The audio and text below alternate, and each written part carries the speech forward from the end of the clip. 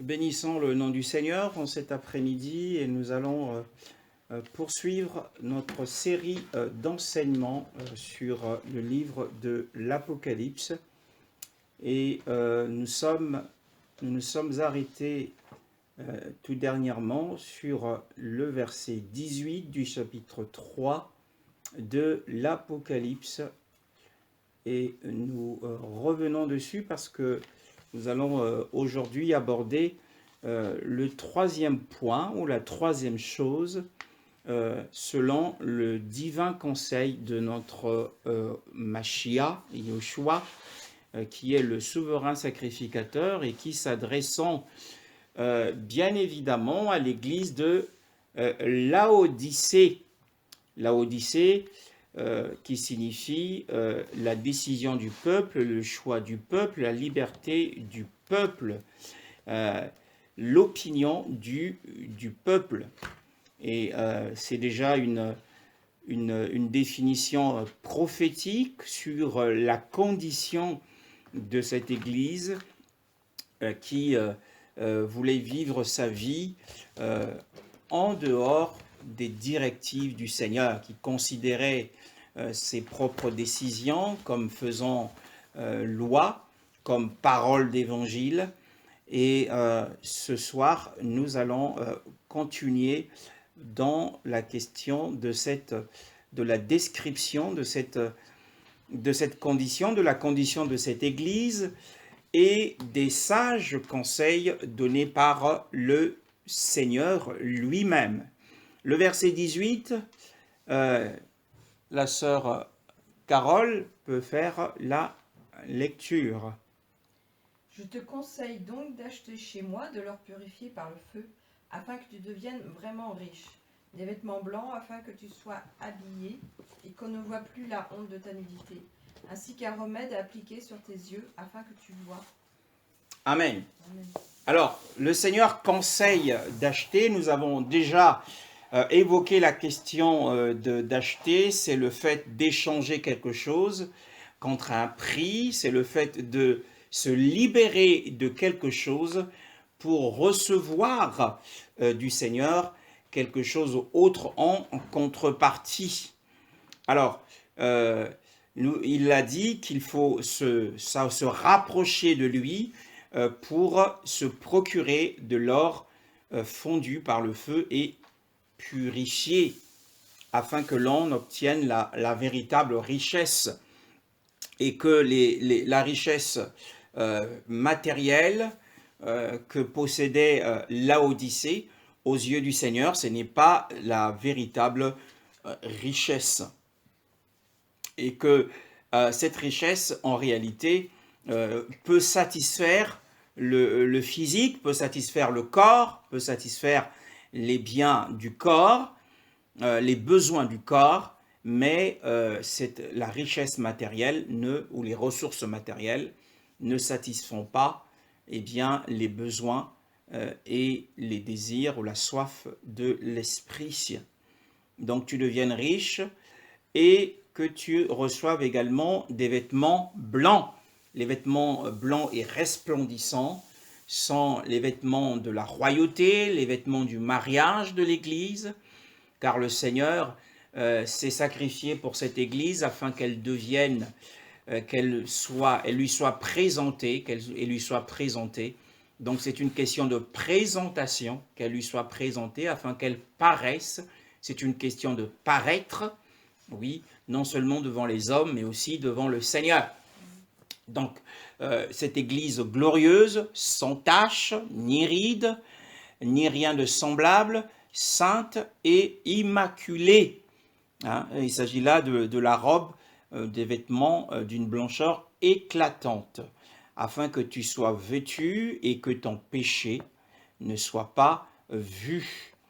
Mais la Bible dit aussi, pour le troisième conseil, c'est celui de s'acheter auprès du Seigneur un collyre ou un remède, selon la version de la sœur Carole, un remède pour oindre tes yeux.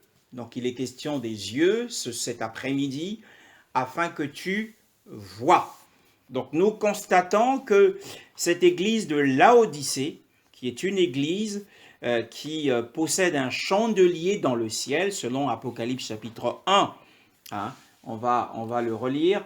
Apocalypse chapitre 1, hein, parmi les tout derniers versets de la parole de Dieu. Le verset 20. Le mystère des 7 étoiles que tu as vues sur ma main droite et les 7 chandeliers d'or. Les 7 étoiles sont les anges des 7 assemblées et les 7 chandeliers que tu as vus sont les 7 assemblées. Et les 7 chandeliers se trouvent dans le temple dans lequel se trouve le Seigneur actuellement dans le ciel. Quand on parle des chandeliers, ça se rapporte au tabernacle ou au temple. Et le Seigneur est dans le ciel. Donc le chandelier de l'église de Laodicée se trouve bien évidemment dans le ciel, et ce qui signifie que cette église est une église sauvée. C'est une église des sauvés. Maintenant, nous avons une difficulté, nous avons un problème avec le conseil que donne le Seigneur ici au sujet de cette église de Laodicée. Dans cette église de Laodicée, nous voyons qu'il y a des gens qui n'ont pas, qui ont perdu la vue intérieure. Il y a des gens qui ont perdu la vue intérieure, ils sont aveugles aux yeux du Seigneur. Et c'est d'ailleurs pour cette raison que lorsqu'il décrit au verset 17, « Parce que tu dis, je suis riche, abondant en ressources matérielles, et je n'ai besoin de rien, mais tu ne sais pas que tu es malheureux, misérable. » Ce qui rend cette église misérable aux yeux du Seigneur, ce qui rend cette église malheureuse aux yeux du Seigneur, tel qu'il l'a décrit, c'est à cause d'une part de son aveuglement. C'est une église qui est aveugle, et de sa pauvreté, de sa nudité. Donc en voyant, si vous rencontrez quelqu'un qui est aveugle, je pense que si vous avez un minimum d'empathie, vous serez compatissant sur la condition d'un tel homme. Généralement, ça suscite de la pitié. Et c'est ce que le Seigneur ressent pour cette église de Laodicée. C'est une église qui est complètement, qui est aveugle, non seulement aveugle, mais qui n'est pas vêtue, mais qui doit avoir l'état d'un homme qui n'a pas avalé qui n'a pas mangé un seul pain depuis plus d'un mois, qui est dans un état d'amaigrissement total. C'est cette pauvreté de l'âme de cette église, effectivement. C'est une condition spirituelle, mais c'est une église qui est complètement appauvrie, famélique, et à cause d'un certain nombre de choses qui lui font défaut. Et donc, cet après-midi, nous allons, par l'assistance du Saint-Esprit, nous attarder sur cette condition terrible de cette Église qui est l'aveuglement. Comment peut-on comprendre qu'une église qui a un chandelier qui porte une lumière dans le temple céleste, mais sur terre, cette église demeure dans les ténèbres? Alors, quel est le problème? Comment comprendre cela selon les Écritures? Et de quel aveuglement parle-t-on ici, bien-aimés dans le Seigneur? Donc, il y a 3 types d'aveuglement. Dans la parole de Dieu, il y a 3 types d'aveuglement. Il y a l'aveuglement de naissance, il y a l'aveuglement de naissance, et il y a l'aveuglement par maladie. Il y a l'aveuglement par maladie, mais il y a aussi l'aveuglement par jugement. Il y a l'aveuglement par naissance, il y a l'aveuglement par maladie, et il y a l'aveuglement par jugement. Donc ce sont les 3 sous-thèmes que nous développerons pendant trois dimanches consécutifs. Nous parlerons cet après-midi de l'aveuglement par naissance. Donc en réalité, dans cette église, il y avait ces trois catégories d'aveugles. Il y avait des aveugles nés, donc par nature, un aveugle né, et il y avait des aveugles ils étaient aveugles parce qu'ils étaient malades, et la maladie les a conduits à la cécité, et il y avait des aveugles qui le sont devenus par jugement du Seigneur à cause du péché. Hein? Et maintenant, nous allons considérer premièrement cet après-midi l'aveuglement par naissance. Hein? Mais avant de comprendre toutes ces choses, eh bien, il nous faut d'abord saisir de quoi on parle exactement. Dans 2 Timothée chapitre 2, 2 Timothée chapitre 2, le verset 20, 2 Timothée chapitre 2, le verset 20, que nous dit la parole, puisqu'on nous parle de l'église, de l'assemblée de Laodicée. L'assemblée de Laodicée qui a une lumière dans le ciel, mais qui, par contre, a regorge en son sein des ténèbres.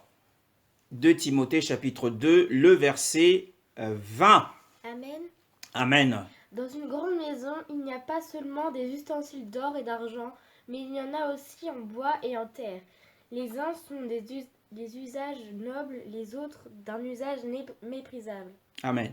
La Bible nous dit ici que, or, dans une grande maison, hein, cette église de Laodicée est semblable à une grande maison. Toutes les grandes assemblées, toutes les églises possédant 5000 âmes, 10 000 âmes, 20 000, ou encore comme en Corée du Sud avec Paul Yangisho, il y a plus d'1 million d'âmes, ou au Nigeria où il y a des églises qui ont également plus d'1 million d'âmes. Dans une grande maison, dit l'apôtre Paul, comme l'église de Laodicée, bien évidemment, il n'y a pas seulement des vases d'or, l'or. Nous avons déjà vu dans les enseignements précédents que l'or signifiait la nature de Dieu. Et d'argent, l'argent signifiait la rédemption, donc les sauvés. Il n'y a pas seulement ceux qui ont la nature divine de Dieu, donc ils marchent dans la sainteté. Il n'y a pas seulement des sauvés, mais il y a aussi des vases de bois et de terre. Maintenant, on va clarifier la question de bois et de terre. L'évangile de Luc, chapitre 23, le verset 31. Luc, chapitre 23, le verset 31. On nous parle, le Seigneur pose une question le long du chemin de la passion. Il pose une question aux filles de Jérusalem. Sœur Carole.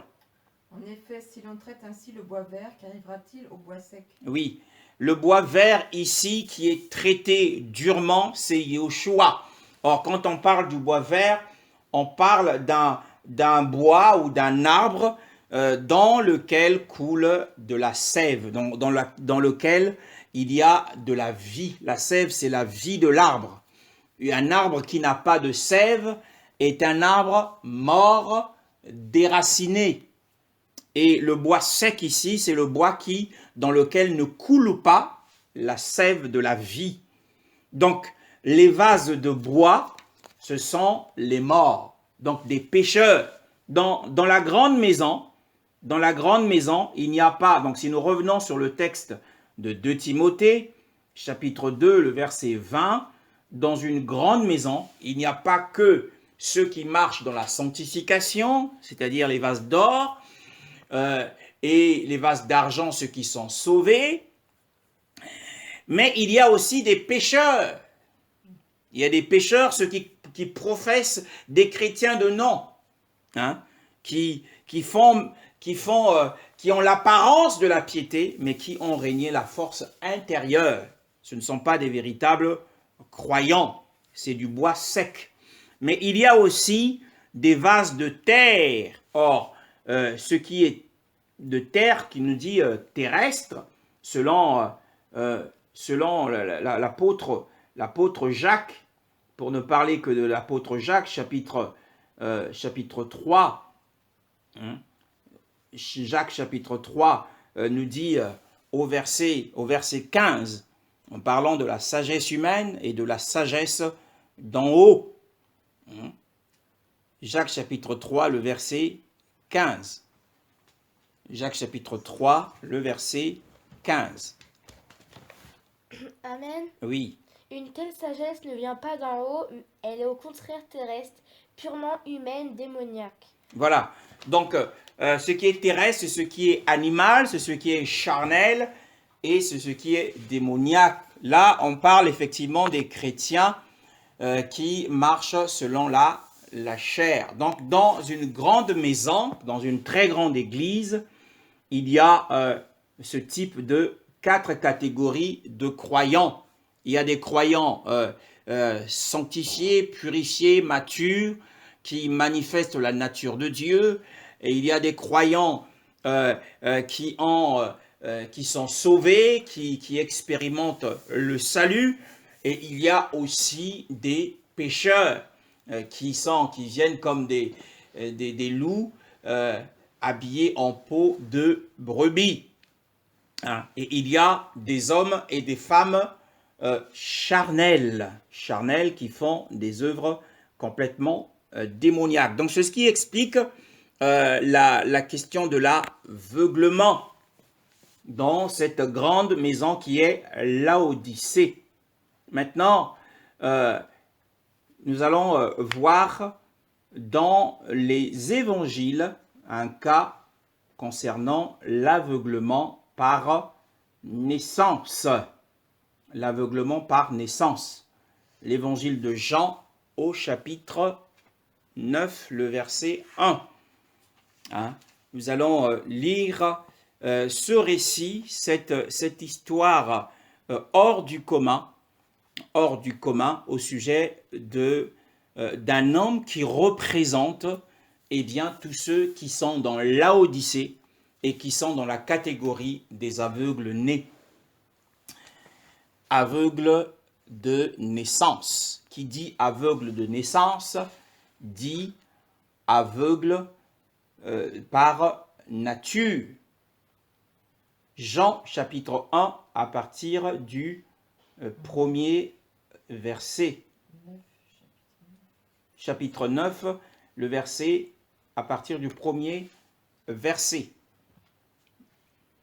Amen. Amen. Jésus vit en passant un homme aveugle de naissance. Ses disciples lui posèrent cette question: Maître, qui a péché, cet homme ou ses parents, pour qu'il soit né aveugle? Jésus répondit: Ce n'est pas que lui ou ses parents aient péché, mais c'est afin que les œuvres de Dieu soient révélées en lui. Il faut que je fasse, tant qu'il fait jour, les œuvres de celui qui m'a envoyé. La nuit vient, où personne ne peut travailler. Pendant que je suis dans le monde, je suis la lumière du monde. Après avoir dit cela, il cracha par terre et fit de la boue avec sa salive. Puis il appliqua cette boue sur les yeux de l'aveugle. Et il lui dit: Va te laver au bassin de Siloé, nom qui signifie envoyé. Il y alla donc, se lava et revint voyant clair. Ses voisins et ceux qui l'avaient vu mendier auparavant disaient: N'est-ce pas celui qui se tenait assis et qui mendiait? Les uns disaient: C'est lui. D'autres disaient: Non. Mais il lui ressemble. Mais lui affirmait: C'est bien moi. Ils lui dirent donc: Comment donc tes yeux ont-ils été ouverts? Il répondit: L'homme qu'on appelle Jésus a fait de la boue, l'a appliqué sur mes yeux et m'a dit: Va au bassin de Siloé et lave-toi. J'y suis donc allé et je me suis lavé et j'ai pu voir. Amen. Amen. Amen. Te bénissons, Seigneur, merci pour ta parole. Et nous te bénissons, Seigneur, pour ta parole. Merci de tout cœur pour cette parole. Nous te louons, Seigneur. Alors, la Bible nous dit que le Seigneur passait par là, que le Seigneur était de passage. Mais d'où venait-il? Eh bien, le verset précédent, le chapitre 8, la Bible dit qu'à partir du verset 56, Abraham, votre père, a exulté de ce qu'il verrait mon jour. Il l'a vu et il s'est réjoui. Les Juifs lui dirent donc, tu n'as pas encore 50 ans et tu as vu Abraham?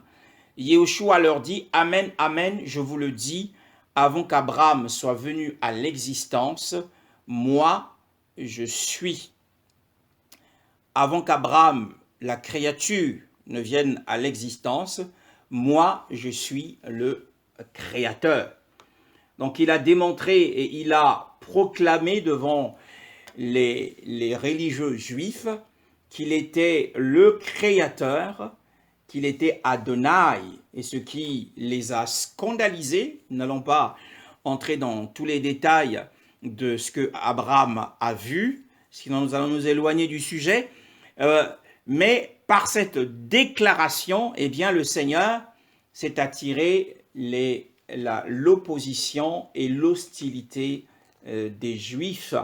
La Bible dit que ce qui est assez étonnant, assez étrange, c'est que ces Juifs ont trouvé des pierres dans le temple. C'est à croire que le temple était en travaux de réfection, et donc ils ont pris les pierres qui étaient à disposition dans le but de le tuer par lapidation. Mais la Bible dit que Yehoshua se cacha d'une part. Je pense que ses disciples l'ont entouré pour le cacher. Et ensuite, il est sorti du temple, passant au milieu d'eux. Ça, c'est un miracle. C'est un grand miracle au milieu de ceux qui lui étaient hostiles, au milieu de ceux qui avaient dans leurs mains des pierres pour les jeter contre lui. Mais Yehoshua passe tout de même au milieu d'eux. Donc, on a l'impression que ces détracteurs, ces persécuteurs avaient les mains complètement paralysées pendant qu'il passait au milieu d'eux. Donc, personne ne pouvait le toucher parce que son heure n'était pas encore venue. Quoi qu'ils aient fait, quoi qu'ils aient préparé, ils ont pris des pierres. Donc, ils étaient dans cet élan de haine contre lui à cause de ce qu'ils considéraient comme un blasphème.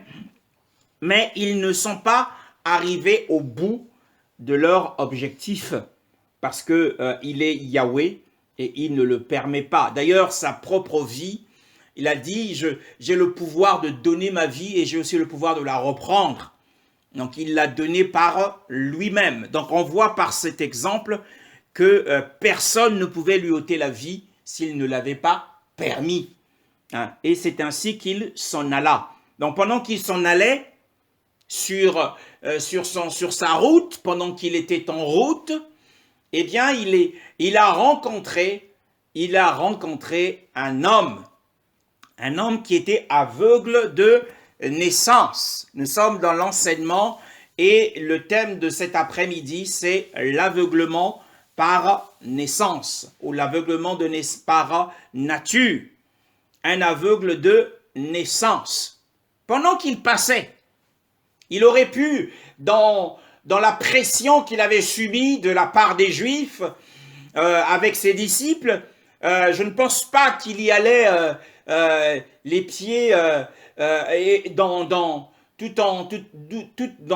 son aise, j'ose dire, mais il était pressé, il fallait qu'il s'éloigne de plus en plus, bien qu'il ait paralysé les mains de ses persécuteurs.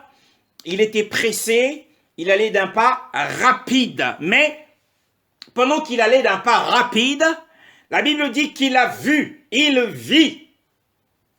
Il a vu pendant qu'il passait. Alors que signifie voir ici? Il a vu un homme et la Bible décrit que cet homme était aveugle et qu'il était aveugle par nature, qu'il était né aveugle. Eh bien, Yehoshua l'a vu Il n'était pas le premier homme à le voir. D'autres aussi ont vu cet homme. Les disciples ont vu cet homme aveugle-né. Les Juifs connaissaient cet homme qui était aveugle et qui se tenait sur ce chemin-là. Et sans doute pour mendier son pain, parce qu'il était, à cause de sa cécité, il ne pouvait travailler comme tout homme et gagner son pain. Mais Yeshua, le regard, la vue qu'il avait sur cet homme était différente. Il a vu cet homme différemment des autres. Bien-aimé, c'est un regard différent. Et je prie cet après-midi que le Seigneur te regarde tel qu'il a regardé cet homme aveugle. Voyez-vous, à Laodicée, il a dit, tu es malheureux, tu es misérable, tu suscites la pitié parce que tu es aveugle. Et là, il a vu un homme aveugle, comme il a vu l'église de Laodicée qui était aveugle. Alors, quel est ce regard? Quelle est cette vision du Seigneur? Bien-aimé dans le Seigneur, qu'est-ce que cela signifie? Eh bien, nous allons lire dans le livre de la Genèse, le livre de l'Exode, au chapitre 3. Exode, chapitre 3. Oh, magnifique est le Seigneur! Magnifique est le Seigneur! La Bible dit au verset 7, que dit la parole au verset 7? Amen. Exode chapitre 3, le verset 7. Amen. L'Éternel dit, j'ai vu la souffrance de mon peuple qui est en Égypte et j'ai entendu les cris qui poussent devant ses oppresseurs. Oui, je connais ces douleurs. Je suis descendu pour délivrer la domination des Égyptiens et pour le faire monter de ce pays. Jusque dans un bon et vaste pays, un pays où coule le lait et le miel. C'est l'endroit où habitent les Cananéens et les Hittites, les Amoréens, les Phérysiens, les Éviens et les Jébusiens. Amen. La Bible dit ici que Yahweh aussi, qui n'est autre que Yehoshua, il est dit dans ma version, Yahweh dit, j'ai vu l'affliction de mon peuple. De mon peuple qui est en Égypte, et j'ai entendu le cri de détresse qu'ils ont poussé face à leurs oppresseurs, face à ces surveillants qui étaient en train de les maltraiter. Et pendant qu'ils étaient maltraités, eh bien, le soupir de leur cœur, et qui était un cri, est monté jusqu'aux oreilles de Yahweh. Car il dit, car je connais leur douleur, je connais leur souffrance. Alors, nous avons ici, le verset 8 dit, c'est pourquoi je suis descendu pour le délivrer de la main des Égyptiens. Nous avons ici la définition de voir. Lorsque Yahweh, lorsque Yehoshua te voit, oh bien-aimé dans le Seigneur, que voit-il? Eh bien, lorsque Yehoshua te voit, c'est qu'il est sur le point d'opérer une délivrance dans ta vie. Lorsqu'il a vu cet homme différemment de la façon dont les Juifs le voyaient, ce regard est un regard global de la situation. La Bible dit qu'il a vu un homme, non pas seulement un homme, mais un homme qui était aveugle de naissance, qui connaissait sa condition. Alors voir ici, voir l'affliction de cet homme, eh bien, c'est considérer la situation, avoir la connaissance de la situation de la personne. Car je connais ces douleurs. Dans le voir, il y a la connaissance de ton cas, la connaissance de ton problème, la connaissance de ton oppression. Lorsqu'il voit, c'est qu'il connaît ta situation, il connaît ton élan, il connaît ta détresse, il connaît ta maladie. Lorsqu'il voit. Donc c'est une connaissance, voir ici, c'est connaître la situation de la personne tout entière et considérer cette situation avec inquiétude. Pourquoi? Pourquoi inquiétude? Parce que le cri montait jusqu'à ses oreilles. C'était un cri de détresse. Le cri que poussaient les Juifs ou les Hébreux en Égypte n'était pas un cri de réjouissance, mais c'était un cri de détresse. C'était un appel au secours. Alors le Seigneur était inquiet. Alors il est descendu. Voyez-vous, je me souviens encore de nos dernières vacances et nous étions au centre-ville d'une ville et lorsque nous avions nos glaces en main et que nous arpentions une rue, nous avons entendu des cris d'un enfant sur une maison à étage. Nous nous sommes arrêtés, nous étions inquiets. J'étais sur le point de dire « Arrêtez, nous allons appeler la gendarmerie ». Les cris de cet enfant nous ont inquiétés. C'est de la même manière, le Seigneur, lorsqu'il a entendu les cris des fils d'Israël, il était inquiet, alors il est descendu. Bien-aimé, lorsque Yahweh voit, lorsqu'il regarde et il considère, il connaîtra ta situation, il connaîtra ta douleur, il connaît ce que tu souffres, ce par quoi tu passes, ce que tu endures et le rejet que tu es en train de vivre.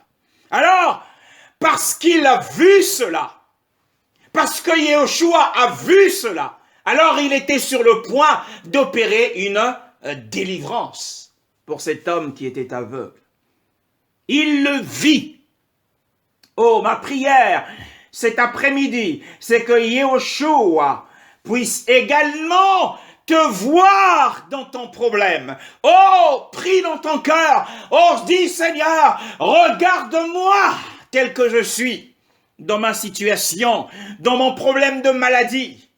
Et il doit connaître les souffrances que tu endures dans ton cœur à cause de ce mal, à cause de cette maladie, à cause de ce rejet, à cause de cette maltraitance, à cause de cette opposition, à cause de l'oppression satanique que tu subis. Et de toute adversité et du feu par lequel tu passes, le manquement dans lequel tu te trouves, la pauvreté dans laquelle tu te trouves, la fermeture des portes dans laquelle tu te trouves, le désert par lequel tu es. Il faut qu'il voie. Lorsqu'il est sur le point d'opérer une délivrance, on dit qu'il a vu l'affliction. Il a vu ton problème. Il a vu ton cas. Il a vu ta situation et il connaît tes circonstances. Il vit un homme aveugle de naissance et voici, vous voyez, vous comprenez que le Seigneur l'a vu différemment des autres et ses disciples l'interrogeaient en disant, Rabbi, qui a péché? Waouh! Celui-ci ou son père ou sa mère pour qu'il soit né aveugle. Alors tout le monde savait qu'il était né aveugle, qu'il l'était par nature. Waouh! Et vous savez que cet homme n'avait jamais vu la lumière du jour. Cet homme n'avait jamais vu la lumière du jour. Il était complètement plongé dans les ténèbres. Un autre texte de la parole de Dieu. Jean chapitre 8. Jean chapitre 8. Eh bien, là-dessus, le Seigneur dit quelque chose. Le verset du 12. Alors Yeshua leur parla encore en disant, « Moi je suis la lumière du monde. Celui qui me suit ne marchera pas dans les ténèbres de la conscience, mais il aura la lumière de la vie. Donc il existe une lumière qui vient de la vie. La vie apporte la lumière. Et il y existe également des ténèbres, l'aveuglement des ténèbres, donc l'aveuglement de la conscience et l'aveuglement de l'intelligence. 2 Corinthiens chapitre 4, le verset 4. C'est un passage qui est assez bien connu. 2 Corinthiens chapitre 4, le verset 4, sœur Carole. 2 Corinthiens chapitre 4, le verset 4, que nous dit la parole de Dieu. Pour les incrédules dont le Dieu de ce monde a aveuglé l'intelligence, afin qu'ils ne voient pas briller l'éclat que projette l'évangile de la gloire de Christ, qui est l'image de Dieu. Alléluia. Donc il y a l'aveuglement de l'intelligence, et dans le passage de Jean 8, 12, il s'agit de l'aveuglement de la conscience. Parce que nous sommes, lorsque nous venons à Yahushua, notre cœur est purifié des œuvres, de la conscience des œuvres mortes. Donc c'est la purification des œuvres mortes au niveau de la conscience. Parce qu'on parle dans Jean chapitre 8, eh bien, d'une œuvre morte de la femme adultère. Alors le Seigneur lui donne la réponse, si quelqu'un me suit ma direction, marche après moi, eh bien celui-là ne marchera pas dans les ténèbres de la conscience, mais il aura la lumière de la vie. Gardez dans l'esprit la question de la lumière de la vie. Alors, les disciples qui savaient que cet homme était plongé dans les ténèbres, bien-aimé dans le Seigneur, qui ne jouissait pas de la beauté, de la douceur de la lumière du jour. Ils n'avaient jamais connu cela. Mais il y a des aveugles par maladie qui ont connu, qui ont pu profiter de la lumière du jour, mais qui finalement l'ont perdue. Mais il y a aussi les aveugles par jugement. Alors cet homme n'avait jamais joui de la lumière, il n'avait jamais profité de la lumière. Il aurait pu tout donner pour ne serait-ce qu'avoir un seul jour dans lequel il verrait la lumière du soleil. Cet homme n'avait jamais vu la lumière. Et vous savez que dans la vue intra-utérine de la femme lorsqu'elle est enceinte, dans la formation du fœtus, le premier élément, le premier organe qui se forme avec le cerveau, c'est l'œil. La structure de l'œil est tellement belle et qu'elle est aussi très très délicate et fine. L'œil. L'œil, et Yahushua dit d'ailleurs que l'œil est la lampe du corps. Si ton œil est en bon état, tout ton corps sera éclairé. Mais si ton œil est malade, tout ton corps sera dans les ténèbres. Alors cet homme était un poids, il était un fardeau, il était une charge pour sa famille, pour ses amis, qui devaient le prendre et l'emmener sur ce passage afin qu'il fasse la manche, la mendicité. Alors, beaucoup avaient à l'esprit, c'est d'ailleurs ce que les disciples ressortent ici, ils avaient à l'esprit que cet homme était né pécheur. C'est à cause de son péché. Mais quel était ce péché puisqu'il est né aveugle? En réalité, il y avait un courant de pensée au temps de la parole de Dieu. C'est le courant de la pensée au sujet de la réincarnation. Pensons que cet homme, dans une vie antérieure, avait commis des péchés et lorsqu'il se retrouve dans ce corps, il naît aveugle. Et c'est pour cette raison les disciples ont pensé qu'il était né aveugle. D'ailleurs, même les Juifs, bien plus tard, lorsqu'il sera confronté à eux, les Juifs lui diront « Toi qui es né tout entier pécheur, tu veux nous enseigner ?» Et la Bible dit qu'ils le chassèrent du temple. Même les Juifs croyaient, il y avait donc des mélanges, croyaient en la réincarnation.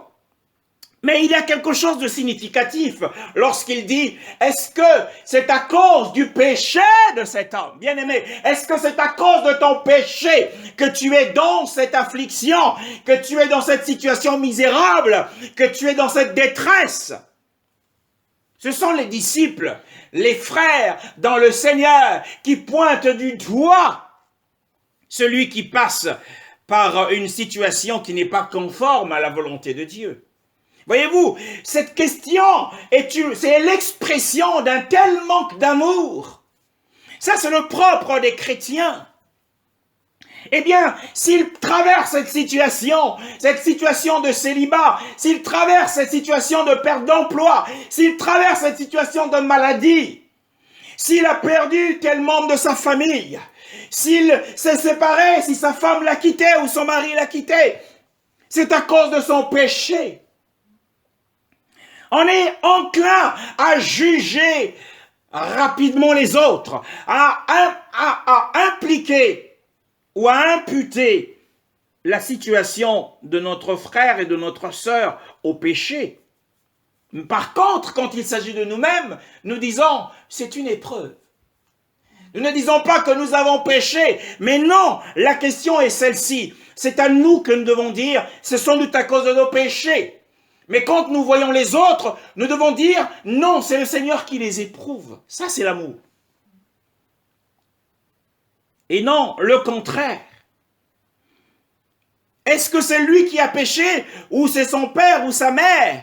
Parce que, effectivement, la Torah, la loi de la Torah, disait que, eh bien, ceux qui désobéiraient selon le commandement d'Exode 20, qu'ils puniraient le péché des pères, les iniquités des pères, sur les enfants des enfants jusqu'à la 3e et à la 4e génération de ceux qui me haïssent. Voyez-vous aussi, nous voyons que cette mentalité d'accuser les autres, nous le voyons aussi dans le livre des Actes des Apôtres, au chapitre 28. Le verset 4. Le verset 3 à 4. Sœur Carole. Actes chapitre 28, le verset 3 à 4. Sœur Carole. Paul avait ramassé un tas de broussailles. Il était en train de les mettre sur le feu, quand sous l'effet de la chaleur, une vipère en est sortie et s'est accrochée à sa main. Lorsque les habitants de l'île ont vu l'animal suspendu à sa main, ils se sont dit les uns aux autres, cet homme est certainement un meurtrier, puisque la justice n'a pas voulu le laisser vivre, bien qu'il ait été sauvé de la mer. Voyez-vous, ça c'est la mentalité des hommes. Ça c'est des païens. Même les païens pensent de la même façon. Hein? Les disciples disent, est-ce que c'est lui qui a péché? Nous voyons que Paul ici est confronté au feu et au serpent qui représente Satan. Et pendant que le serpent s'attaque à lui, la réaction des barbares, c'est que, Paul était un meurtrier.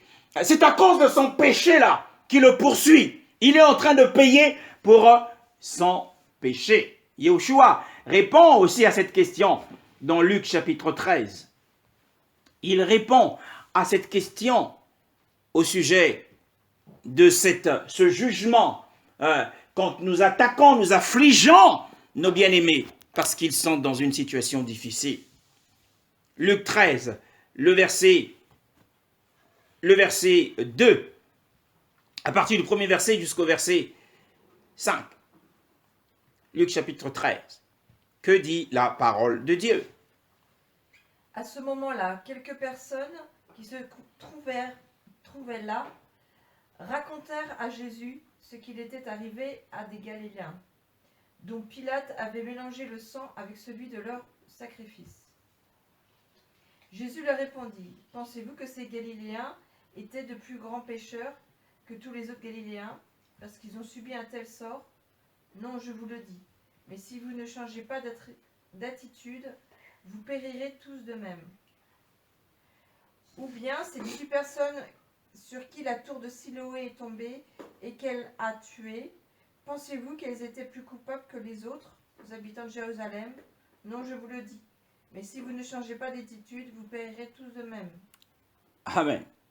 Alors, donc nous voyons ici que il y a eu une catastrophe. Des Galiléens se sont fait tuer sous le commandement de Pilate. Pilate qui était un grand barbare, un grand poutiste, un grand dictateur, et qui a, pendant des Galiléens qui étaient en train d'adorer, et bien pendant qu'ils adoraient, et leurs sacrifices ont été mêlés à leur propre sang. Donc il a envoyé des gardes pour les exterminer, pour les tuer. Et Yeshua dit, ce n'est pas à cause de leur péché, mais si vous les hommes, vous ne vous repentez pas, vous périrez tous de la même manière. Donc nous revenons à notre texte. Donc ce n'est ni les péchés de cet homme, ni une question de réincarnation, ce qui est une fausse doctrine. Donc le Seigneur les corrige ici dans ce passage. Ce n'est ni lui, Yeshua répondit, ce n'est ni celui-ci, ni son père, ni sa mère qui ont péché, mais c'est afin que les œuvres d'Élohim soient manifestées en lui. Voilà l'enseignement. Que, eh bien, il ne faut pas tout mettre dans le même sac. Il y a des situations qui sont dues au péché. Il y a des situations qui sont dues aux attaques de l'ennemi. Il y a des situations qui sont dues, eh bien, parce que Elohim, dans sa souveraineté, les a prévues ainsi et les a réservées afin que ces situations puissent lui permettre de se glorifier. Elles sont destinées à la gloire du Seigneur. Le Seigneur va se servir de ces situations, de ces personnes. Il va se servir de ces personnes comme un instrument pour sa gloire, comme un instrument pour tirer gloire et honneur. Ici, nous voyons que cet homme qui était né aveugle, il était un homme mature, et pendant presque plus de 40 ans, eh bien, il n'avait pas vu la lumière du jour. Il ne pouvait pas distinguer les formes, ni connaître la beauté des couleurs. Il ne connaissait pas ces choses-là, connaissait pas les figures. Mais il était réservé uniquement dans cette gardé par la bonté même de Dieu, uniquement pour ce jour-là, le jour où Yeshua passait. Bien-aimé, il y a un problème dans ta vie, dont le Seigneur va se servir de cela pour se glorifier. Il va manifester et exprimer sa puissance. Et à travers l'expression de sa puissance, beaucoup se tourneront vers lui. Il va se glorifier. C'est pour sa gloire. Ce n'est pas une question de péché ici. Ce n'est pas une question de jugement ici. Il n'a pas jugé les aïeux de cet homme qui était né aveugle. Et que le jugement soit tombé sur lui, peut-être était-il la 4e ou la 5e génération. Il ne s'agit pas de cela ici. Mais il s'agit de la souveraineté d'Élohim, qui se réserve certains vases dans une certaine condition difficile, afin de se glorifier. Bien-aimés, comme les fils d'Israël. Comme les fils d'Israël en Égypte.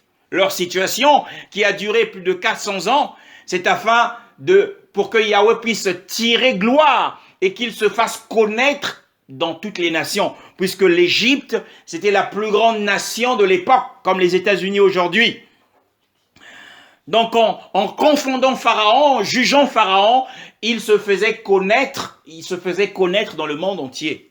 Donc, il avait réservé cette situation pour se glorifier. Alors, après leur avoir donné ce discernement, leur avoir donné cet enseignement, corriger leurs erreurs sur la réincarnation, qui est une doctrine diabolique, et sur le fait de juger trop rapidement un frère ou une sœur dans sa situation, sans connaître le fond, le Seigneur dit au verset 4, « Il faut que je fasse », c'est une obligation, bien-aimé. Il faut que je fasse, dit-il. Mais comment? doit-il faire ce devoir? Voyons dans le livre de Jérémie au chapitre 30. Jérémie au chapitre 30. Le verset 21. Jérémie au chapitre 30, le verset 21. Que nous dit la parole de Dieu? Au verset 21. La sœur Carole va le lire dans sa version.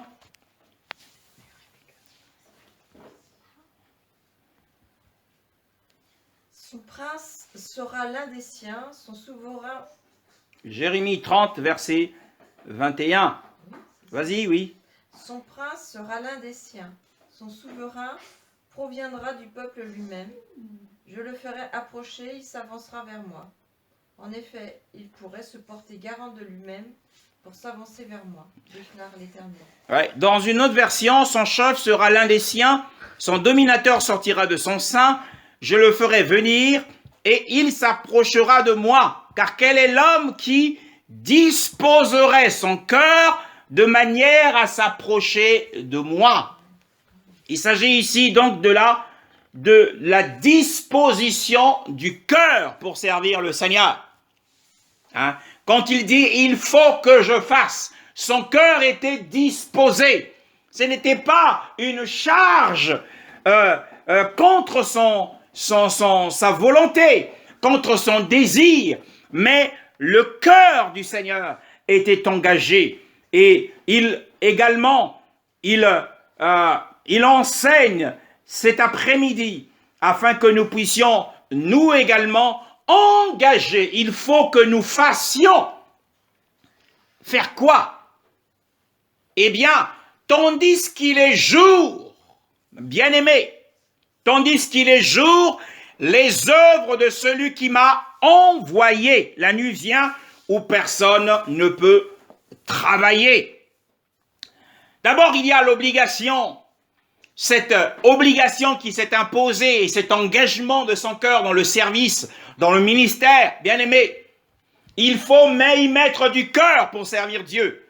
Si tu n'y mets pas du cœur, tu n'iras pas loin avec le Seigneur. Hein? Et quand nous voyons certains bien-aimés manquer d'engagement, de consécration, il faut que je fasse. C'est l'expression de la consécration du Seigneur. Beaucoup de chrétiens ne sont pas consacrés au Seigneur. Il leur manque de l'engagement du cœur. Hein, bien-aimés? Et ils font certaines choses par simple devoir. Et quand tu fais par simple devoir, tu finiras par te relâcher dans ton activité. Et beaucoup se sont relâchés. Et beaucoup se sont endormis. Et ils sont paresseux. Ici, on voit le Seigneur montrer sa diligence. Pourquoi est-il diligent? Eh bien, parce qu'il dit, tandis qu'il est jour. Oh, bien-aimé, il parle du jour. Il ne dit pas, tandis qu'il y a des jours. Des jours, il n'a pas dit les jours. Il a dit un jour. Il est en train de parler de la durée du temps. La durée du temps qui lui est imparti, qui lui a été imparti pour travailler. La durée du temps qui lui a été imparti pour faire les œuvres. Faire les œuvres ici signifie travailler. Donc, Yahushua a été limité par le temps, bien-aimé dans le Seigneur. Ne te dis pas en toi-même que j'ai tout le temps devant moi. Oh, mon frère, le Seigneur n'avait qu'un jour pour travailler. Toi aussi, le Seigneur t'a donné qu'un seul jour pour travailler. Il y a la durée du temps, bien-aimé. Nous savons que pendant le jour, la lumière du soleil, c'est la lumière du soleil qui donne naissance au jour.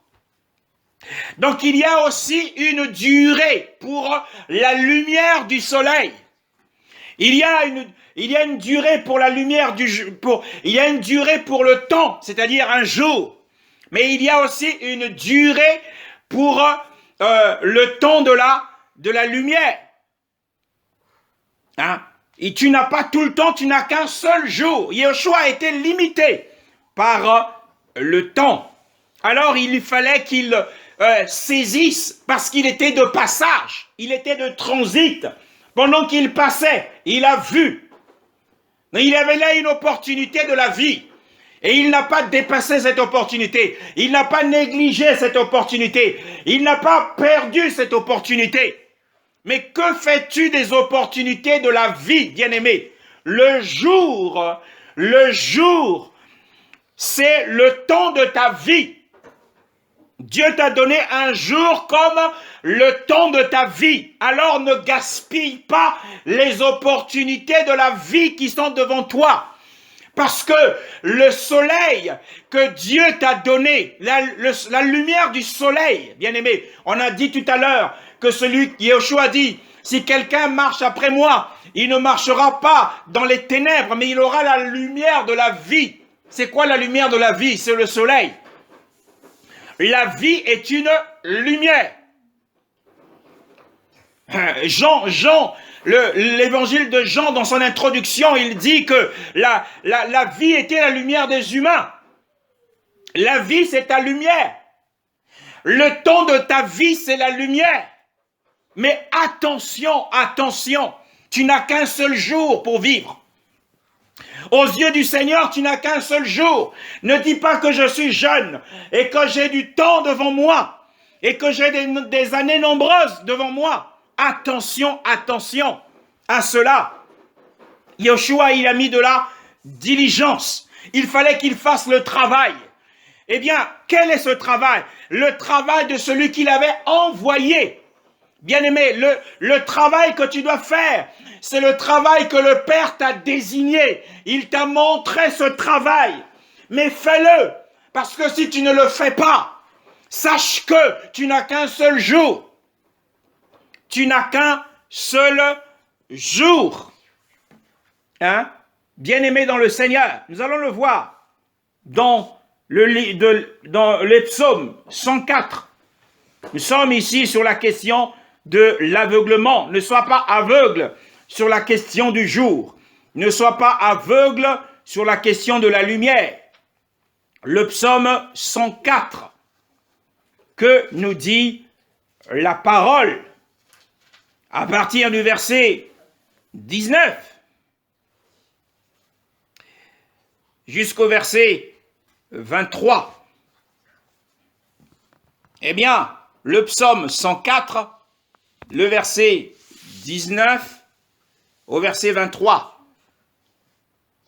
Amen. Amen. Il a fait la lune pour marquer les temps. Le soleil sait quand il doit se coucher. Tout fait venir les ténèbres et c'est la nuit que tous les animaux des forêts se mettent alors en mouvement. Les lionceaux rugissent et après leur proie, ils demandent leur nourriture à Dieu.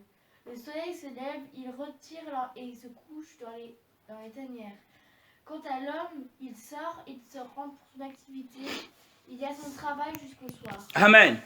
Le verset 22 dit, le soleil se lève et les lionceaux retournent dans leur tanière et l'homme se lève pour vaquer à ses occupations. Donc, la lumière du soleil qui t'est donnée, c'est pour que tu fasses un travail. La lumière du soleil, nous sommes en train de parler d'une façon imagée. La lumière du soleil qui t'est donnée, puisque c'est la lumière de la vie, c'est pour que tu fasses un travail. Et c'est le travail désigné par le Père. Et ce travail désigné par le Père a pour but de glorifier le Père. Pas pour se tirer sa propre gloire. Dans le but de glorifier le Père. On voit que le soleil sait quand il doit se coucher, mais toi tu ne le sais pas. La lumière qui est en toi pourra s'éteindre, on ne sait pas si elle s'éteindra à midi, on ne sait pas si elle s'éteindra à 11h, ou elle s'éteindra à 14h, peut-être qu'elle s'éteindra à 17h. Mais toi dans ta tête, en te levant par la vie que tu as reçue, tu t'imagines que le soleil de ta vie, que la lumière de ta vie se couchera sans doute à 18h le soir. Alors tu te dis, j'ai tout le temps, j'ai beaucoup d'heures devant moi. Mais tu ne sais pas que cette lumière peut s'éteindre à un moment à l'autre. Si nous revenons nous revenons dans Jean chapitre 9, nous voyons que, eh bien, le Seigneur savait qu'il était limité par le temps. Et parce qu'il était limité par le temps, il fallait qu'il fasse tout le travail de Dieu en un seul jour. Si on vous donne un paquet de choses à faire en une seule journée, je pense que vous serez stressé, vous serez en train de courir à gauche, à droite, sachant que vous n'avez qu'un seul jour pour vivre. Et le Seigneur savait qu'il n'avait qu'un seul jour dans le calendrier divin, et il fallait qu'il fasse tout le travail. Il n'est hors de question que lorsque le soleil va se coucher et que la nuit va arriver, lorsque la nuit arrive, personne ne peut travailler, nous dit la parole de Dieu. Personne ne peut travailler. La nuit ici, c'est la nuit de la mort. Le jour ici, c'est le jour de la vie. Quand la nuit de la mort arrive, bien-aimé dans le Seigneur, tu ne peux plus travailler. Mais la question qui se posera au siège du jugement, est-ce que tu as fait tout le travail pour lequel le Seigneur t'a donné de faire sur terre? Est-ce que tu as été diligent ou est-ce que tu as été paresseux?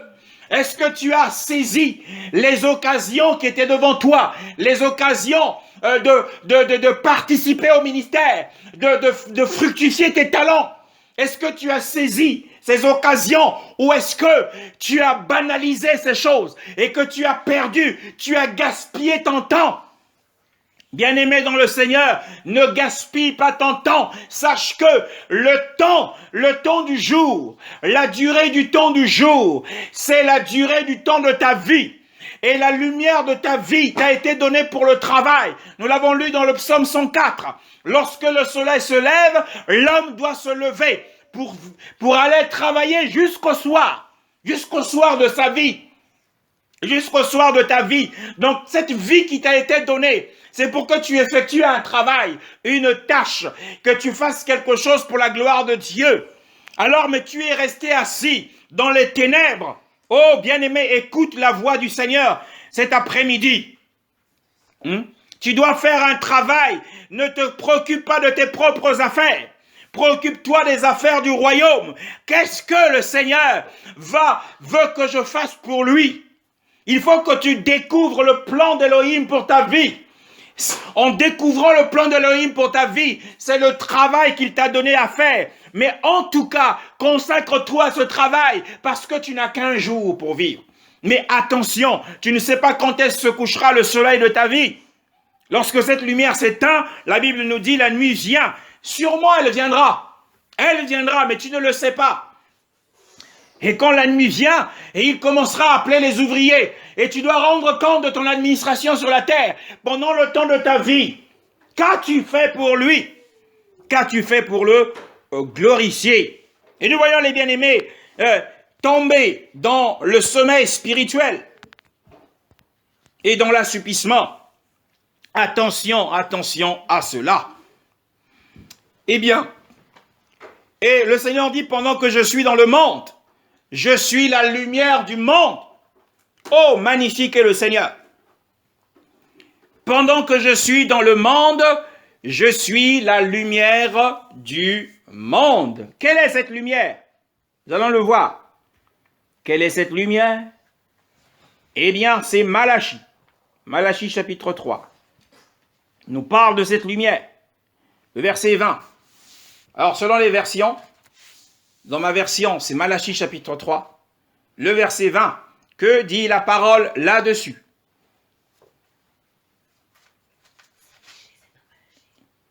Malachie. Malachie, c'est le dernier livre des prophètes. Dernier livre du Tanakh. Chapitre 3, le verset 20 dans ma version. Mais pour vous qui craignez mon nom, se lèvera le soleil de justice. Peut-être qu'il y a un autre chapitre dans certaines versions, ça doit être le chapitre 4. Se lèvera le soleil de justice, et la guérison sera sous ses ailes. Et la guérison sera sous ses rayons. Le rayonnement du soleil apporte la guérison. Il apporte non seulement la lumière pour donner la vie, puisque la lumière, c'est la lumière de la vie. Yeshua a dit, celui qui me suit ne marchera pas dans les ténèbres de la conscience, mais il aura la lumière de la vie. La lumière de la vie, c'est le soleil, qui est Yehoshua, le soleil de justice, qui donne la vie aux hommes. Mais non seulement donne la vie, mais aussi apporte par son rayonnement la guérison. C'est pour cette raison qu'il le dit, parce qu'il était sur le point d'opérer une guérison surprenante. C'est pour cette raison qu'il dit qu'il est le soleil du monde. Dans ce passage de Jean chapitre 9, le verset 5, pendant que je suis dans le monde, je suis la lumière du monde, c'est-à-dire le soleil de justice, non seulement pour donner la vie au monde, puisque c'est la lumière de la vie, mais aussi pour libérer le rayonnement. Les ailes ici, c'est le rayonnement, les rayons. Nous savons que la Terre reçoit le rayonnement du soleil qui est fixé à plus de 150 millions de kilomètres de la Terre. Et nous recevons le rayonnement du soleil. Or, le rayonnement du soleil de la justice, c'est la guérison. Et cet homme né aveugle va recevoir le rayonnement de la guérison de Yeshua, bien-aimé dans le Seigneur. Alors qu'il était face à cet homme, dans sa condition misérable, dans sa condition malheureuse, la Bible dit, Sœur Carole, si tu es sur ce passage, Jean chapitre 9, le verset 6, Oh, j'aime la parole de Dieu. Jean chapitre 9, le verset 6 à 7. Après avoir dit cela, il cracha par terre, il fit de la boue avec sa salive. Puis il appliqua cette boue sur les yeux de l'aveugle et lui dit, va te laver au bassin de Siloé. Donc il signifie envoyer. Il y alla donc, se lava et revint voyant clair. Amen. Waouh. Après avoir dit ces paroles, Yehoshua a ouvert sa bouche et il a sécrété de sa bouche de la salive par terre. Il a sécrété de la salive, sa propre salive par terre, et il a malaxé cette terre humidifiée par sa salive, humectée par sa salive, et il en a fait de la boue, de l'argile, et il a pris cette argile et il les a enduits. Oh. Mais un homme raisonnable lui aurait dit, mais attention, cet homme est aveugle, ses yeux sont ouverts. Mais ses yeux sont ouverts, il ne peut les fermer, il voit fixe. Enfin, c'est un regard fixe, mais c'est un regard sombre. Mais toi, tu prends ta salive, tu la mets par terre, tu fais de la boue, et au lieu d'appliquer autre chose, mais tu lui fermes encore les yeux. Tu mets de l'argile sur ses yeux, mais en fait, tu es en train de lui fermer les yeux. Mais les méthodes de Dieu défient le raisonnement humain, sont contraires au raisonnement humain. Et nous voyons ici que c'est Yehoshua, le Créateur, qui a utilisé les mêmes matériaux qu'il avait utilisés pour façonner Adam. La Bible dit, on va le lire, on va revenir sur ce passage. La Bible dit, dans le livre de la Genèse, au chapitre 2, Genèse chapitre 2, magnifique est le Seigneur. Genèse chapitre 2, le verset 6. La femme vit que l'arbre était porteur de fruits. Genèse chapitre 2, et le verset 5 à 6. 5 à 6 et 7, on va dire. 5, 6 et 7. Lorsque l'Éternel Dieu fit la terre et le ciel, il n'y avait encore aucun arbre des champs sur la terre et aucune herbe des champs ne poussait encore, car l'Éternel Dieu n'avait pas fait pleuvoir sur la terre. Et il n'y avait pas d'homme pour cultiver le sol. Cependant, une vapeur montait de la terre et arrosait toute la surface du sol. L'Éternel Dieu façonna l'homme avec la poussière de la terre. Il insuffla un souffle de vie dans ses narines et l'homme devint un être vivant. Amen.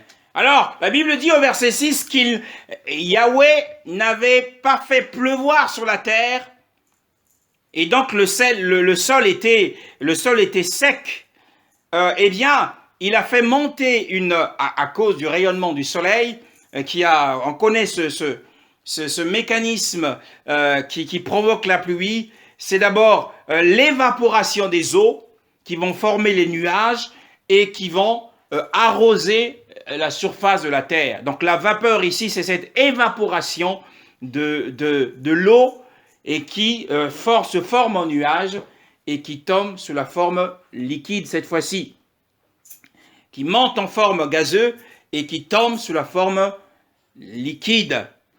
Et le sol est humidifié, et Yehoshua, donc Yahweh, il a pris cette terre, et avec cette terre humidifiée, qui était de l'argile, bien sûr, il a façonné l'être humain.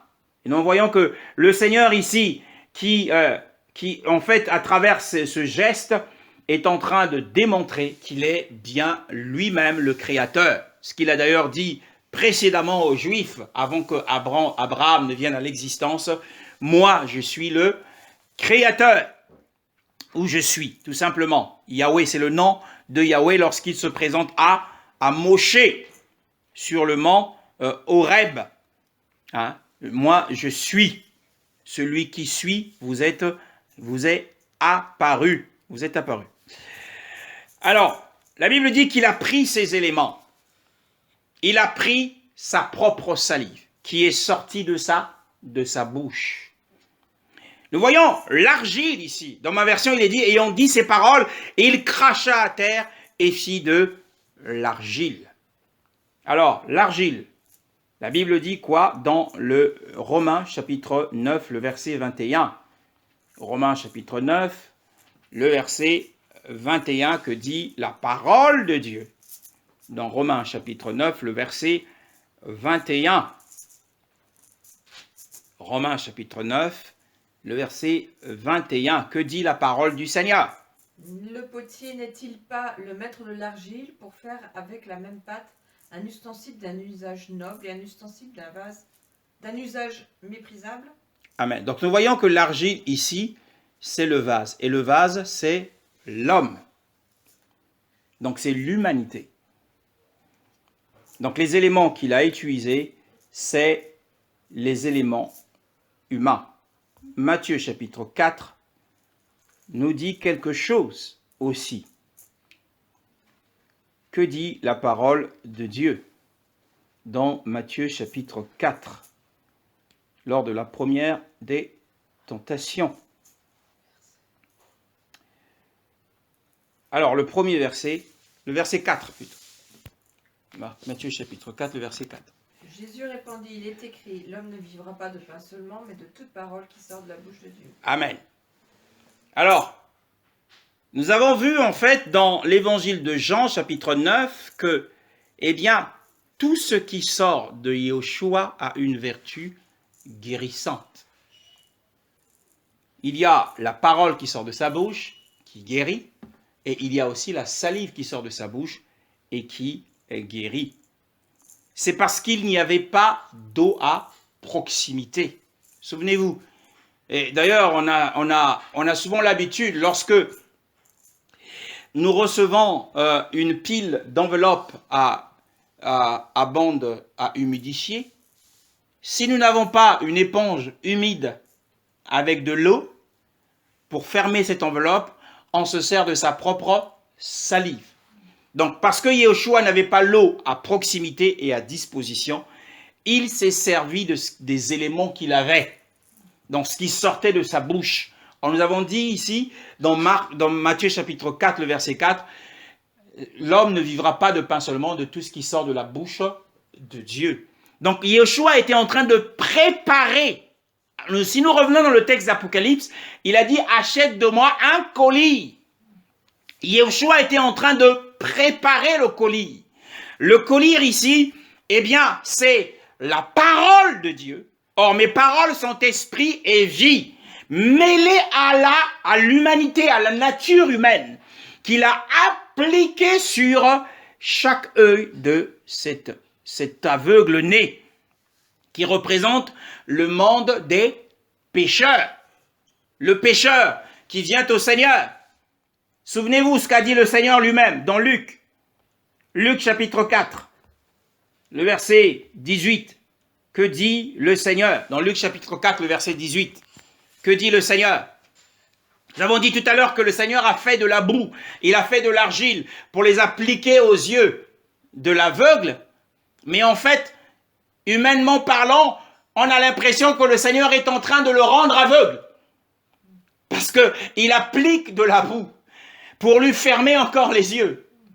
Hein? Lorsque Adam a péché, eh bien, il est tombé dans l'aveuglement spirituel et toute l'humanité derrière lui est tombée dans l'aveuglement.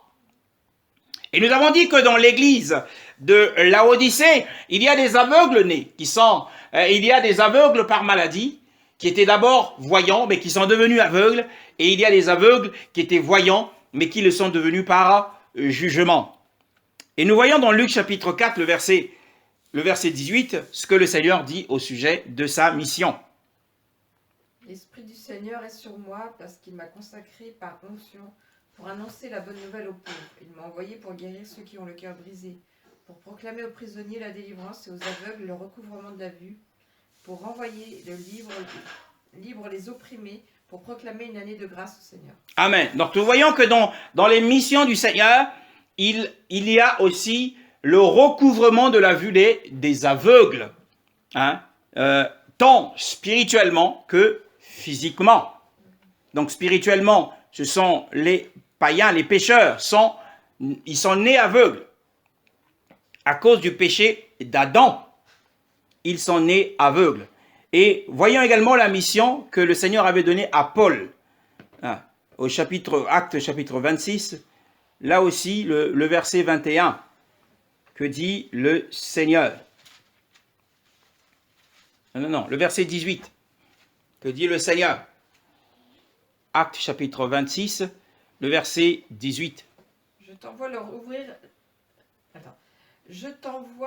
ouvrir les yeux pour qu'ils passent des ténèbres à la lumière, de la puissance de Satan à Dieu, pour qu'ils reçoivent par la foi en moi le pardon des péchés et une part d'héritage avec les saints. Amen.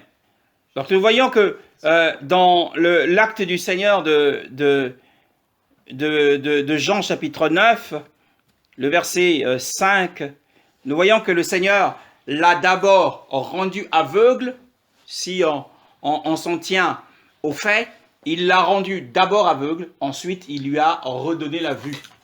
L'homme a été rendu aveugle par le Seigneur à cause du péché, et il va lui redonner la vue. Et donc le collyre que le Seigneur a préparé ici, puisque la Bible dit dans ma version, il cracha à terre et fit de l'argile avec sa salive et mit de cette argile sur les yeux de l'aveugle. Donc il a oint ses yeux de l'aveugle. Donc il y a l'action de l'esprit. Or, la parole qui est esprit et vie nous redonne la vue spirituelle lorsqu'elle est utilisée par un instrument, par un vase. Quand le Seigneur va se servir d'un vase, d'un serviteur, à travers la prédication, à travers l'enseignement de la véritable parole, eh bien, nos yeux spirituels finissent par s'ouvrir. Donc le collyre ici, la salive représente la parole parce que c'est ce qui sort de la bouche du Seigneur. C'est ce que secrète la bouche du Seigneur. Et la parole sort de la bouche du Seigneur. Et l'argile, c'est encore une fois le vase que le Seigneur utilise pour... voyez-vous, ce sont des éléments, ce sont des choses faibles. Que dit la parole au sujet des choses faibles? Hein? Encore une fois, c'est des choses que l'on méprise. C'est dans 1 Corinthiens chapitre 1. 1 Corinthiens chapitre 1 nous dit ceci au sujet des choses que l'on méprise. Hein, le verset 27 à 28. 1 Corinthiens chapitre 1, le verset 27 à 28. Amen. Amen. Mais Dieu a choisi les choses folles du monde pour couvrir de honte les sages, et Dieu a choisi les choses faibles du monde pour couvrir de honte les fortes. Amen. Donc nous voyons ici que le Seigneur se sert des choses que l'on méprise, il se sert de la boue, et il se sert de sa salive pour exercer et manifester sa puissance. Donc il se sert des choses que l'on méprise, il se sert des vases que les gens rejettent, que les gens ne considèrent pas, et à travers ces vases, il va transmettre sa puissance afin de se glorifier. Donc les éléments qu'il utilise, les matériaux qu'il utilise, ce sont des choses viles, les choses que l'on méprise. La salive, c'est quelque chose que l'on méprise, que l'on repugne, qui nous donne de la repugnance.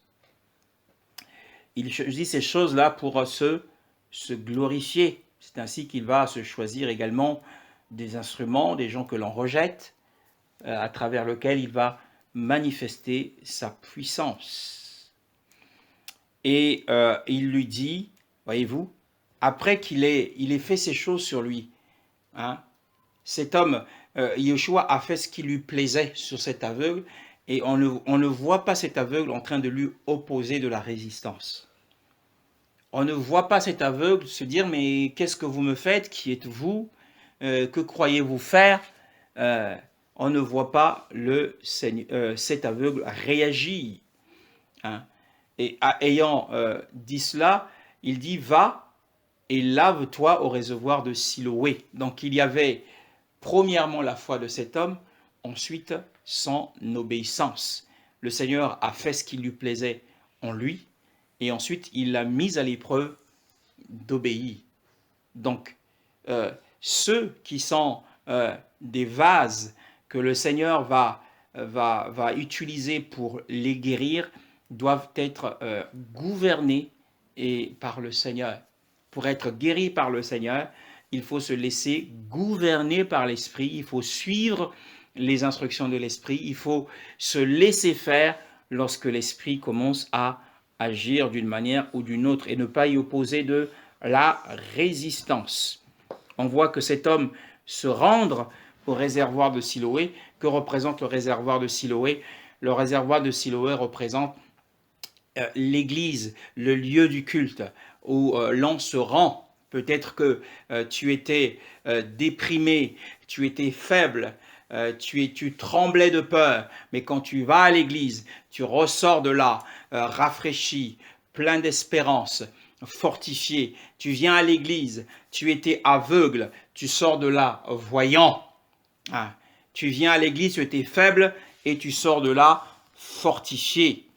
Ah, tel est le but. L'église ici, c'est l'église qui a été commandée et mise en place par le Seigneur lui-même, bien aimé dans le Seigneur, le rassemblement des saints, la véritable église, attention, la véritable église. Tout à l'heure, on a parlé de la grande maison, mais dans l'église du Dieu vivant, c'est l'appui et la colonne de la vérité, selon 1 Timothée chapitre 3, le verset 16. Hein, la Bible nous parle de cela, 15 plutôt.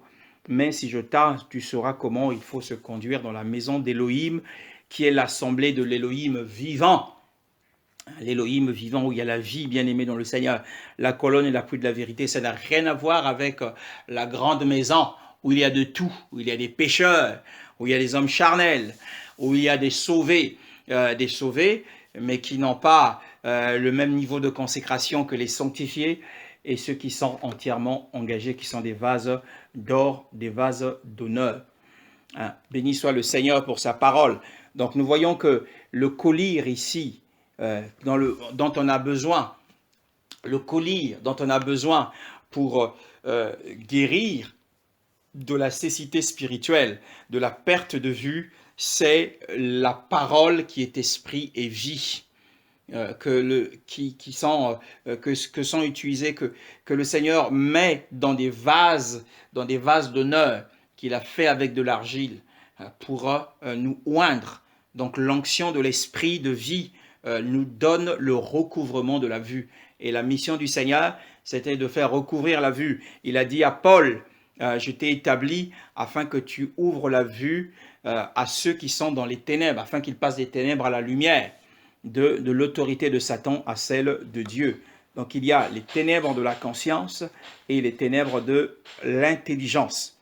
Et donc nous bénissons le Seigneur cet après-midi pour le colis qu'il a préparé. Le colis est déjà prêt. C'est le colis de l'esprit, de la parole qui sort de la bouche de Dieu. La parole qui sort de la bouche de Dieu, c'est ce qui sort de la bouche de Dieu qui apporte la guérison. Il envoyait sa parole et sa parole nous a guéris. Donc cet homme a bénéficié du rayonnement du soleil de la justice. Et nous avons donné beaucoup d'enseignements venant de la part du Seigneur à travers ce récit, à travers cette histoire, à travers l'aveuglement par naissance.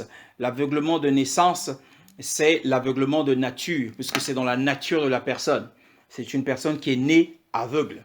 Est-ce qu'il y a des chrétiens de nom qui sont en fait des pécheurs, mais qui ont besoin effectivement de recouvrement de la vue et de la purification de leur conscience, la purification de leur intelligence pour qu'ils comprennent les Écritures. Ne sois pas un chrétien de nom, ne fréquente pas une église par tradition ou par coutume. N'y va pas parce que tu as des intérêts, parce que tu recherches une âme sœur. Parce que tu as des intérêts, tu es un pécheur aveugle et tu as besoin de la lumière. Et nous avons beaucoup été enseignés par le Seigneur au sujet du jour. Le jour, c'est le temps de ta vie, bien-aimé dans le Seigneur. Et le jour bénéficie de la lumière du soleil. La lumière du soleil, c'est la lumière de la vie en toi. Mais attention, ce soleil peut se coucher à n'importe quelle heure. Tu ne le sais pas, tu n'as pas tout le temps devant toi. Consacre-toi. Il faut que tu fasses le travail, la tâche, que tu accomplisses le service, le ministère pour lequel le Seigneur t'a appelé. Ne reste pas assis. Béni soit le Seigneur pour sa parole. Au nom de Yeshua. Amen.